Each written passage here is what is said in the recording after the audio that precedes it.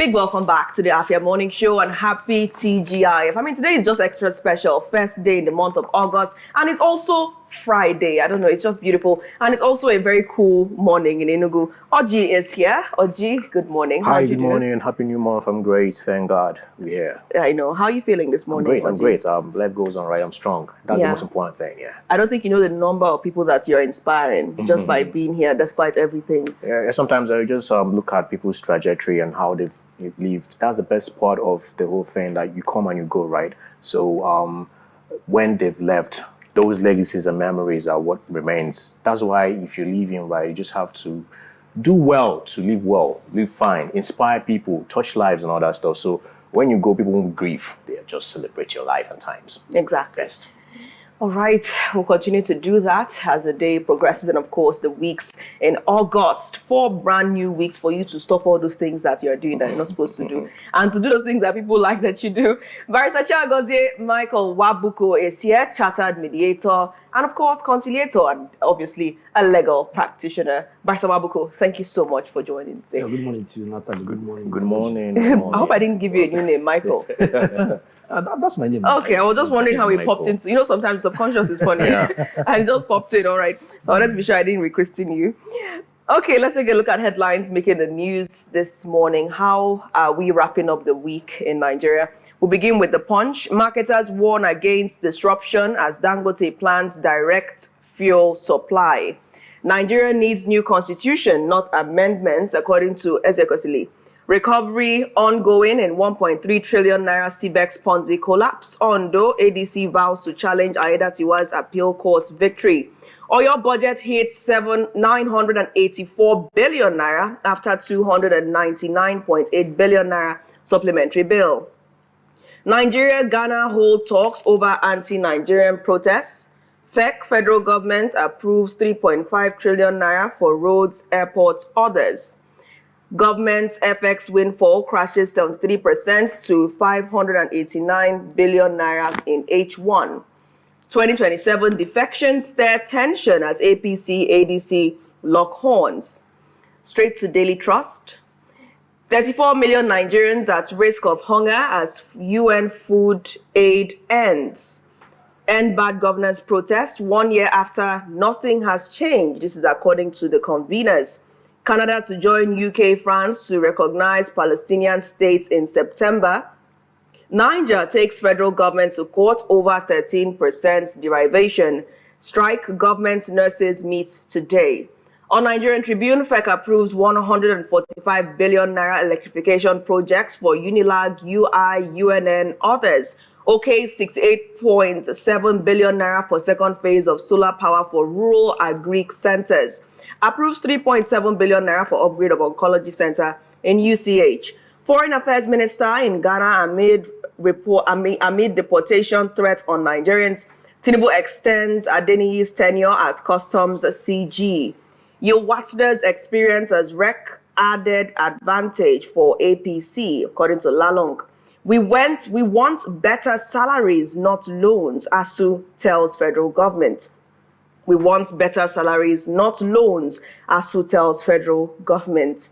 Straight to Daily Global.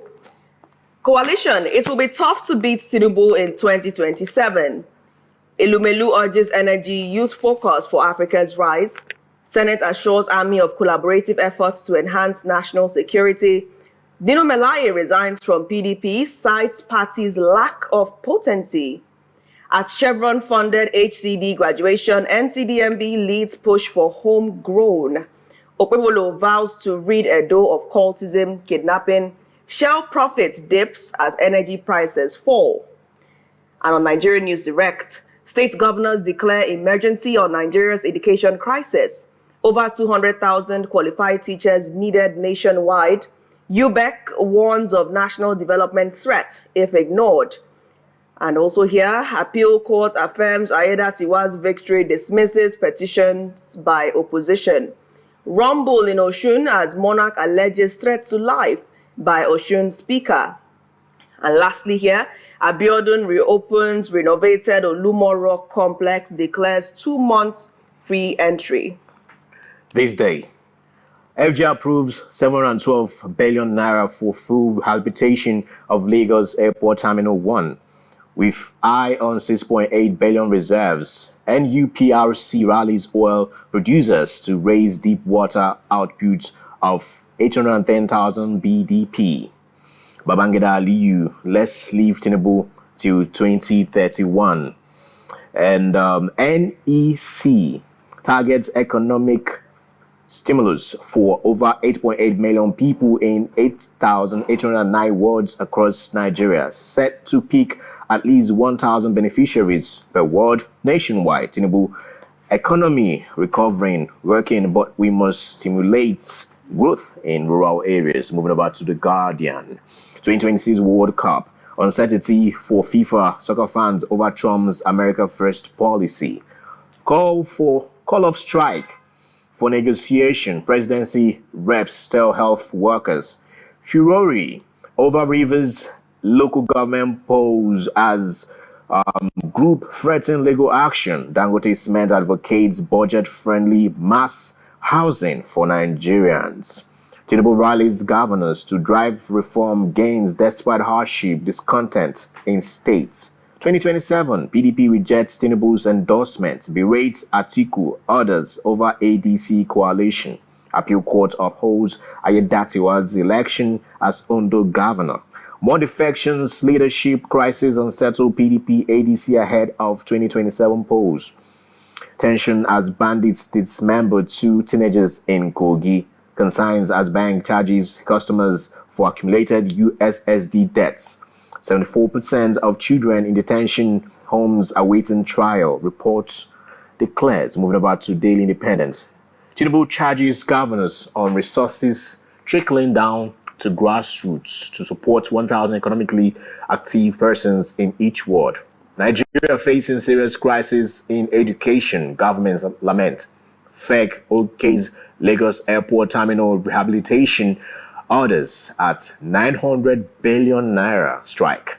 We are working to resolve nurses' grievances, says FG, withdraws controversial circular on nurses' wages. NLC reports FG to ILO over meddling in trade union activities. Tinubu extends tenure of customs CG.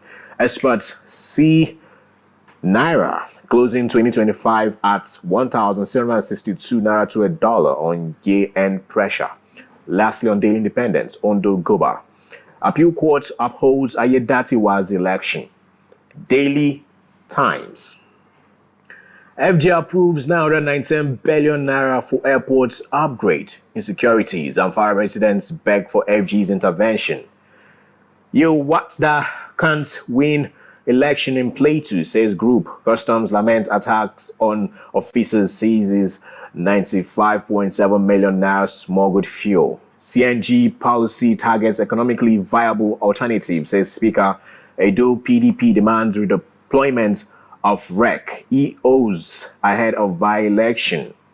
Equal-up enforcement. LASG registers over 10,000 trucks. Moving over to Salient Times, the last one. FG has withdrawn circular on nurses' wages, says Pate. Urges health workers to call off strike. Key demands must be met before we suspend strike. Nurses reply FG. ADC chieftain declares self-party chair. Vows to challenge David Mark's leadership. Dino Malaye resigns from PDP, gives reason. Ghanaian government cautions protesters against targeting Nigerians. 5 killed, 5 injured in Lagos road accidents. 2 women drowned in river while performing mermaid rituals for money. Petron asked Tinubu to direct privatization of Port Harcourt refinery. Manufacturers berate Ogun local government over unlawful demands, regulatory fines. And lastly, Lagos PDP expels members for joining ADC. All right. Thank you, Oji, for those headlines. Yeah. I think we'll begin with this day and the boldest story here by Nwabuko. Federal government approved 712 billion naira for full rehabilitation of Lagos Airport Terminal 1. We're also seeing the federal government okaying 213.7 billion naira for electrification of universities and rural communities. How optimistic are you about this release of funds for the betterment of some of the universities in the country and Lagos Airport Terminal 1? Your thoughts? Well, we've heard these tales before, so I'm not very optimistic about it because these are not news. They kept on releasing money. At the end of the day, you don't see it trickling down to developing the sectors for which these monies were released. They want to electrify our schools. What do they mean by that? Are they trying to say that UCH or University of Ibadan or they don't have any electricity there? I don't understand what they mean by that. So for me, I don't really understand what they're talking about. So most of these things, for me, is just those white elephant projects that we don't see coming to light. That's my own take on that. So you don't feel optimistic about the plans of the federal government to improve power supply at the University of Nigeria and Nsukka? It doesn't strike you as a promising development? Well, just like everything the federal government does. So for me, I think I don't want to use the word scam, but then I think most of these projects, we don't see them on ground. These monies have been released over and over and over again. So it's more or less like one of those stories that we've heard before, and we still continue to hear it. At the end of the day, maybe the next administration will still make approvals for the same project that this government is making approval for. So I'm not optimistic until I see it happening. Mm-hmm. Okay, well, not optimistic to see it happening, but over times they've been releasing monies, even asking for more Lagos, Calabar Coastal Highway, to push more funds there to, increase, facilitate or hasten, the workings and all that. But my question is still, let me play devil's advocate. Are these monies still in tandem with what this governor or this government has been doing, trying to leave governance and focus on politics? Well, after 2023 election and Representative Tinubu won, we're meant to see more governance than politicking. How would you tie this to politicking, Oji? Yeah, I'm coming. I'm trying to. I said we're playing devil's advocate right here, and people have been saying that this government is all bent on focusing on 2027. Is this still a channel and avenue of them trying to mop up monies for election come 2027 and not focusing on governance really to, ameliorate the sufferings of the Nigerian citizens? Obviously, that's why I say that these monies will never be utilized for what they allegedly, appropriated for. Like I said, has UN ever complained that they have poor electricity supply in the school? Yes, actually. Just for some perspective, the UNN has been battling power challenges. There was a time there was a blackout for weeks, even going into months. So I would like us to focus on the issue on ground. I know that there are conspiracies, there are thoughts about 2027, but it would be great for us to focus on the idea of the tertiary education system in Nigeria to provide, more accurate information. So now the minister said that many institutions have faced, that's Minister of Power, severe electricity challenges leading to blackouts and industrial actions as they struggle to meet exorbitant utility bills and the rest. Yes, we are aware of that, especially in UNN, bringing it home to the Southeast. But essentially, can we focus on where you think things go wrong when these monies are released? Because the money has been released to these institutions, but for the sake of clear information, where do things actually go wrong? Let's get specific. Where does the money One thing is that, see, when you have graft in the system, where that you have a judge between the federal government and the universities and university administrators. That's what I'm saying. At the end of the day, we don't see these things coming to light. That's what I'm saying. As long as I'm concerned, is settlement. Forget about the hue and the cry about there is challenges. There are challenges in the electricity sector, but at the end of the day, you don't see this thing trickling down to these institutions because it's all about corruption. It's about graft. The federal government will allegedly release the money. Administrators will take their own share. At the end of the day, the students will continue to complain. Now, I always ask myself a question: what necessitated this unavailability of electricity in these campuses? Has anybody been held responsible for that? Has the federal government not been funding these institutions? Now, what happened to the funds so far? So, as far as I'm concerned, they are simply mopping up cash for 2027. Some of the institutions are unable to pay the utility bills, especially as we saw the tariffs go up in recent times. But I'd like to bring it back to the institutions too. What is the role of the vice chancellors in all of this? Aren't the vice chancellors supposed to be supervising anything concerning the university. Where do they stand in this? That's what I'm saying. I'm rather surprised. I'm taken aback that the federal government is coming out to fund the electricity sector or electricity in the universities. Like you said, what are the VCs doing? Every university has a governing council. What is the governing council doing? So I don't really understand if they say they want, it's like federal government saying we want to inject billions to ameliorate the hardship we are facing in the energy sector. You are paying for your electricity bill.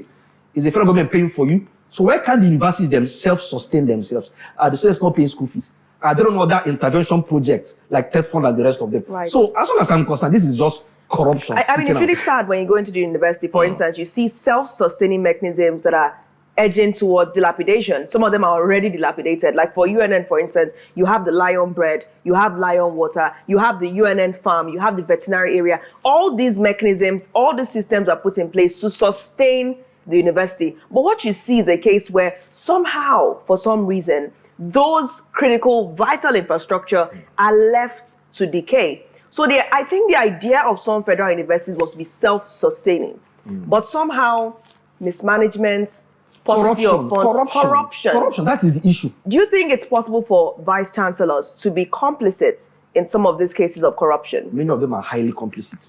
That is just a fact. Many of them are highly complicit because the universities are an economic hub. There are lots of money coming in through the students, through other projects. Most of those things you see on the ground are fully paid for. Most of the facilities, they are paid for by users there. So at the end of the day, you don't know where these monies are channeled to. So for me, I think it's a matter of corruption. So if we tackle corruption, then the federal government will not need to regale us with things that they are injecting 100 or something billion naira to come on. This is it's just process of corruption as long as I'm concerned. Okay, let's tie this into Nigerian News Direct. State governors declare emergency on Nigeria's education crisis. Over 200,000 qualified teachers needed nationwide. Now, are we still going to tie this to brain drain or entirely that educational institution not being much attractive again for maybe this generation, or what could actually be the problem? What was wrong? 200,000 teachers needed nationwide. Does the federal government employ teachers? So sometimes the state governors, they get very funny. If teachers are needed, they employ teachers. Does federal government employ teachers? Only in very rare cases in federal institutions. Individuals. There are very qualified people who are looking for jobs in Nigeria. It's just that governors are basically playing politics. They are thinking about 2027. They are not paying attention to critical sectors. There are overqualified Nigerians who wants to teach. But are the governors appointing teachers, employing them? No. They are busy stacking away money in foreign accounts, buying buildings abroad. So there are people who are qualified to teach, but the question is, are our governors employing them? The answer is no. How many of them would you say are qualified to teach? Because last we checked, there appears to be a training gap among a lot of teachers in Nigeria. Some of them I wonder what kind of knowledge they are passing to the pupils, to the students, because some of them can't even put a sentence together. Essentially, is it as much of an employment problem as it is a training problem? The training, are you going to blame the teacher? Are you going to blame the government for not producing the facility for training teachers? Today, you go to some of our colleges of education, you see nothing there. You go to a college of education, you don't see any equipment, you don't see any manual, proper manual. Whose fault is it? Is it the government that has not drafted the module for teaching? That we are using antiquated modules for teaching, for training teachers. So who do you blame? Are you blaming the teachers who are just victims, who are not very well trained? Are you blaming the government whose duty is it to provide training for these teachers and retraining? Because after employing them, you also continue to retrain them. Are they being retrained? The answer is no. So are you blaming the victims? Are you blaming the government whose duty it is to formulate policies on education? What are our policies? We don't have better policies.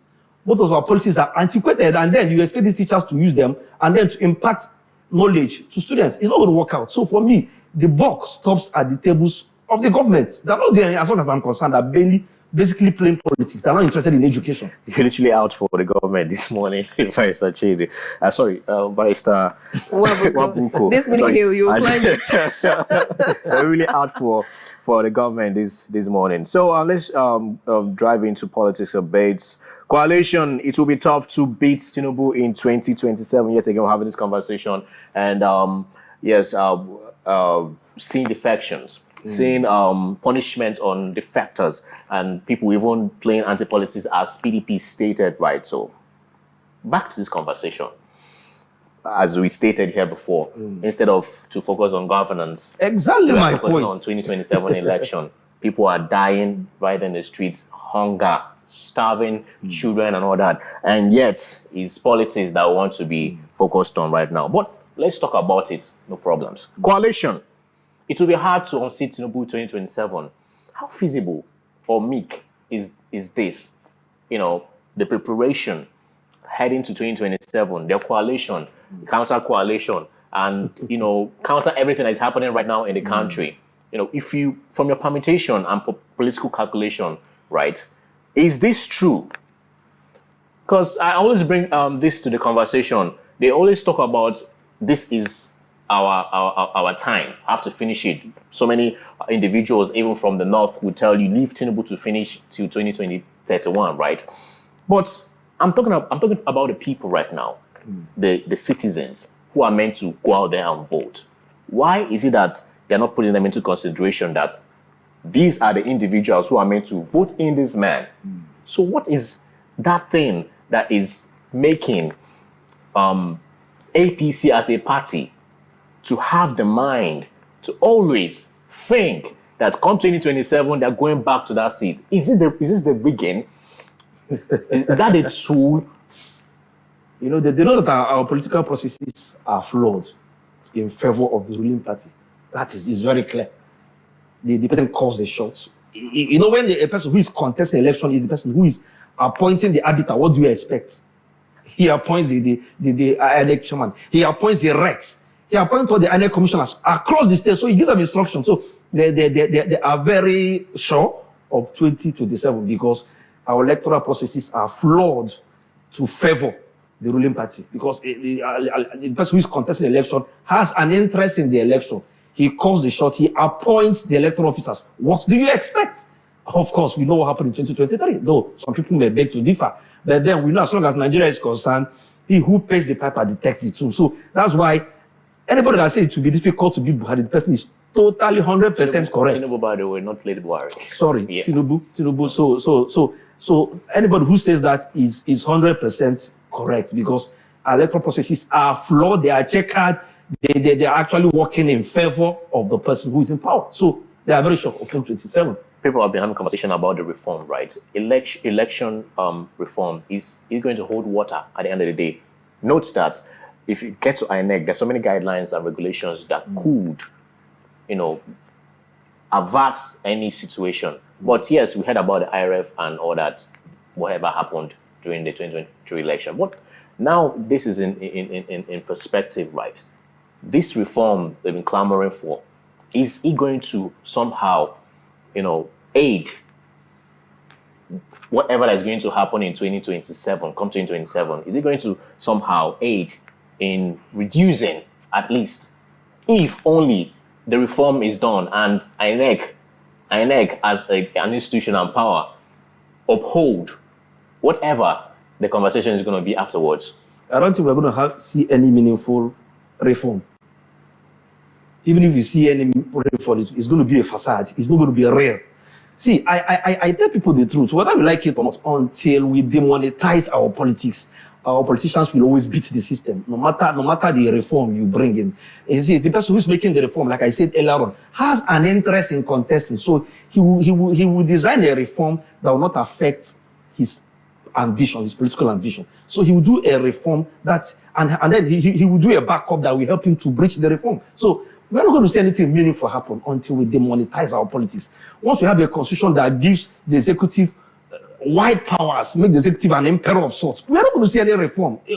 At the end, you know, 2023, we had this reform pre-2023 elections, where we had this IRF. They still had to beat the system. Where the IRF was meant not to be mandatory. The use of IRF was not mandatory. So when we went to the tribunal said, fine, the IRF is there. There's no mandatory provision for the use of the IRF. So they will beat the system. It's going to happen again. So no politician in Nigeria will fund a reform that will be anti his ambition. So whatever, until we demonetize our politics, once our politics is safely monetized, forget about reform. We are just wasting our time. All right, let's look at Nigerian News Direct. Now, Oji has already given us a little bit of a heads up on that. This is seeing 36 state governors declare emergency on Nigeria's education crisis. Back to the issue of teachers. Now, I asked you earlier about if the challenges we're facing in education with regards to the teachers is one of employment or one of training qualification. We're seeing, for instance, in Enugu, many of the teachers who are supposed to teach at the smart schools have to undergo training, how to use tech equipment, how to use artificial intelligence. A lot of these smart training programs are underway. But you have some teachers as well who face challenges adapting to the new system because they've not been cultured to do that, because for a long time, many of them have been neglected. Like you rightly pointed out, the federal government has not created that enabling environment for training. Who will train the teachers? Who would even think of subsidizing such training for the teachers? So could we break down the challenges that we're facing in Nigeria's education sector currently? Why 36 state governors are saying that the government should declare an emergency on Nigeria's education crisis? Let's try to break this down. How much are lecturers paid? How much are teachers paid? There's no incentive in teaching in Nigeria, and so that's some concern. How much are professors paid? That's why they go to school, they sell handouts, and they tell you, go and read up. How much are they paid? How much are teachers paid? My wife is a teacher. The salary is paltry. How much are teachers paid? So let's face the facts. So there's no incentive. So who wants to teach? People who are teachers, people who have looked for other jobs, they couldn't get a job. They just managed to get a teaching job. What are the other incentives there apart from the salaries? It may shock you to hear that a teacher is getting maybe a leave allowance of 1,000 or 2,000 naira. It's true. My wife is a teacher, so I know as a matter of fact. You hear that a teacher is paid maybe allowance, and you are hearing a very funny sum. So there is no incentive in teaching. Where are the equipment? Where are the equipment? Go to some of, especially the state-owned institutions. Go there. It's like a poultry farm. So how do you expect them to impart knowledge? So the salary is laughable. There are no equipments. There are no facilities. Go to some of our secondary schools. Go to science lab. There's nothing there. So you see, that's why all you say that I'm attacking government, but then the buck stops at their table. So you create the enabling environment for these teachers to function. So this is still boils down to making that institution or not making that institution attractive. Exactly. It's not attractive. It's not attractive in the least. I'm telling you, it's not. It's not. It's not. If you're lecturing, how many of them are receiving up to $1 million? I don't think there are many teachers that are qualified, such as your wife. I'm sure she's one of the most qualified teachers one can think of. But there are some who are still struggling.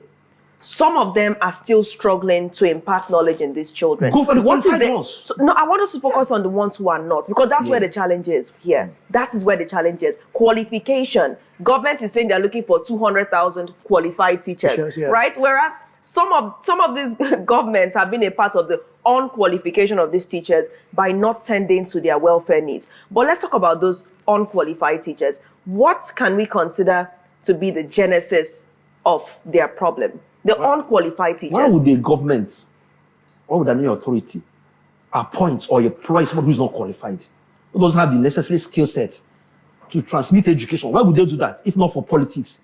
Because it's from your catchment area. Because the person is from your community or your religion. You're giving somebody a job and this person is ill-equipped to teach. That's what I'm saying. Why employ people who are not qualified when there are millions of Nigerians who are qualified? You know, we are facing the issue of unemployment in Nigeria. So what are they saying? We have scores of Nigerians who are not qualified. We have young people who want to teach, but there's nobody there to give them jobs because they don't have people in government. Who counts as an unqualified teacher? There are colleges of education where teachers are trained. They have a certain level of qualification to teach, and then you want to give employment, you go for people who are from your tribe, from your community, from your religion, leaving those who are qualified every year. What makes a teacher unqualified? The person doesn't. There are people who are. Let me tell you, there are people who are teaching who doesn't have any qualifications. Yes, many of them. You know, when you say conducted verification, so a lot of teachers run away. Yes, many teachers run away because some of them forged documents, and there's nobody to verify them. Immediately the government came up with this verification exercise, many teachers run away. So the issue is this: at the entry point, that's where the problem lies. At the entry point, before you employ teachers, make sure you verify their certificates. Take your time and verify them before you give them jobs. Don't give jobs because there are a shuffle of teachers. You are giving a mass employment without actually verifying who you are sending out there to teach students. So the entry point is very important in education sector.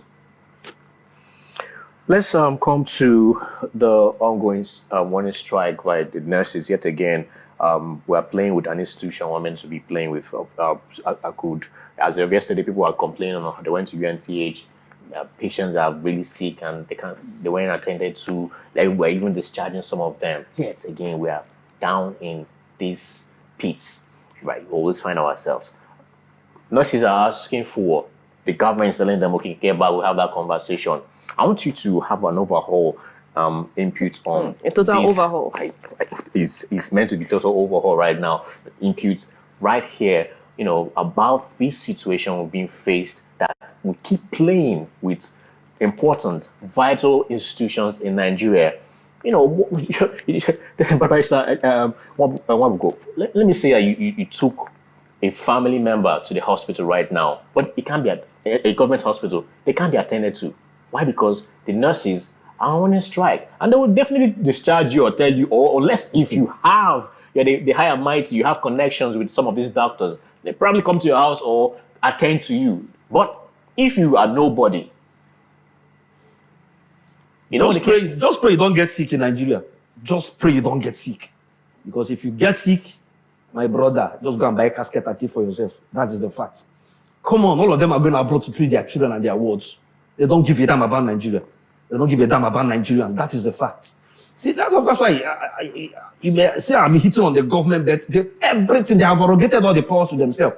The Constitution, they foisted all the powers on themselves by virtue of the Constitution. They are so powerful, they call the shots. The only thing that remains is for them to decide who breathes and who doesn't breathe in Nigeria. So the government is not interested in the welfare of Nigerians. That is the fact. From the state governors to the president, they are not interested in the welfare of Nigerians. That is why a president gets ill, he flies out of his country. He goes elsewhere to enjoy the health tourism of another country. Is he not shameless? There are political leaders go out there to treat them. That means they don't have confidence in the government they are running. It's painful. These nurses are simply asking for a livable allowance, for a living allowance. They are asking for bare minimum salaries to get by. And you are telling them to go back to work, that you negotiate.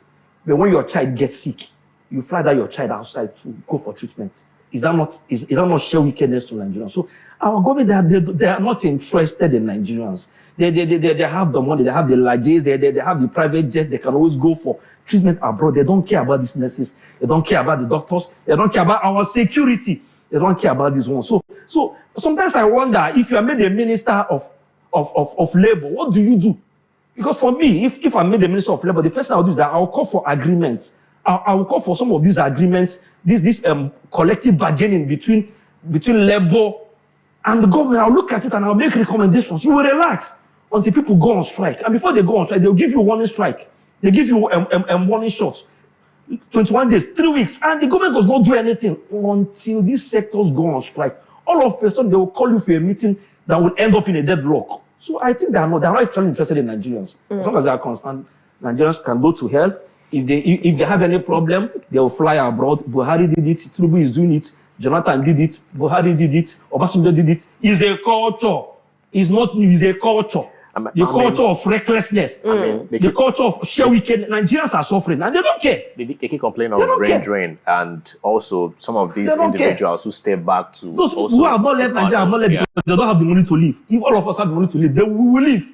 That is the fact. None of us in Nigeria simply they will not have the means of buying, because it is see, if somebody gets sick now, the person is as good as dead because there are no nurses to tend to those people. It's unfortunate. It's painful. It's very important that you mentioned that people would want to leave, and they would leave if they could. What do you think about the tension between Nigerians and Ghanaians, the current xenophobia going on in Ghana? We're seeing the Minister of State for Foreign Affairs, Bianca Ojukwu. She's waded in, she's there interacting and trying to ensure some kind of sanity is restored, collaborating and, of course, speaking with the authorities. How do you feel about the protest against Nigerians in Ghana? Yeah, that's what I'm saying. A lot of people are leaving Nigeria to places they feel that are greener pastures. And then there's an influx. The thing is that there are influx of Nigerians everywhere. And most governments are tightening up their immigration policy. America just did it. If you want to go to America to deliver a child for purpose of citizenship, Trump has said no. And the target is Nigerians. The target is Nigeria. So people are leaving this country in groups, and we don't even care. Our leaders don't even care. As long as they are getting their access to our common patrimony, they are cool with it. That's why there are lots of Nigerians in Ghana, and the Ghanaians are like, you are taking our jobs. And you are very loud people, so if you take our jobs, you come out and show off. So Nigerians are leaving the country in droves. And then countries are actually trying to tighten their immigration policies. Okay. So that's what we are seeing in Ghana. Let's bring it back to, the real issue and the people that are targeting the Igbos, right? So in a country, you're being chased. Outside the country, you're being chased. What's really the problem? What's really the issue? And how do we dissect and even solve these issues, right? Because you can't be chased in your country and be chased outside. Don't push me. There's something I don't want to say and I will not say it. Please go ahead and say it. As long as it's not a swear word, because this is a family. It's not a swear word. See. If the country doesn't want to work for the Igbos, they should balkanize this country. If the country is working for the Igbos, they should divide Nigeria. That pushing was everywhere. What's happening in Lagos? It's state-sponsored. The anti-Igbo sentiment is state-sponsored by Lagos State government. It's very obvious. So, 2023 election, they told people, if we will not allow you to vote, the Oba even threatened to push Igbos into the lagoon. Who does that in a country? So I don't know. I don't know what they want us to do in Nigeria. It's everywhere. They are pushing us everywhere. What do they want us to do? We love this country. We want Nigeria to work. But then, until we have a country that works for us, Nigeria will not move an inch. So if they don't want Igbos in Nigeria, they should give us our Biafra and let us go and arrest. This might be controversial. Is being Igbo a curse? I'm not cursed. Being Igbo is not a curse. Being Igbo is the best thing anybody can be. I am a very proud Igbo man. Igbo to my DNA. Very proud Igbo man at that. We are hardworking. We are resilient. We are wonderful people. We are merchants. We are beautiful people. We are hardworking. We are innovative. We are creative. We are powerful people. We are like the salt, the biblical salt. So we are the salt. So if you add us to your soup, we make the country better. All right. And speaking about soup, thank you so much, Barrister Nwabuko, for joining the review this morning. I mean, it was fantastic. I understand that you came here, with a lot of steam. I hope you've been able to blow off some of that steam. It's well. All right. Thank you so much once again for making our time to be here today. And I hope you're enjoying your holiday, by the way. Definitely. You've abandoned us in the hands of the vacation courts. Yeah, well, the vacation courts are competent. They will do their bit. Mm-hmm. All right. Thank you once again. And do have a lovely day. Where does your wife teach, by the way?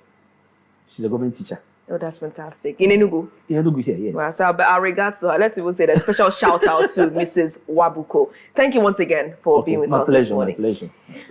All right, the morning show returns in seconds as we take a trip. Hopefully one day we'll go by rail to Umuahia, Afia State, where the discharged victims, those who suffered the impact of the collapsed building, are facing challenges leaving the hospital because of housing uncertainties. The morning show returns in seconds. Stay tuned.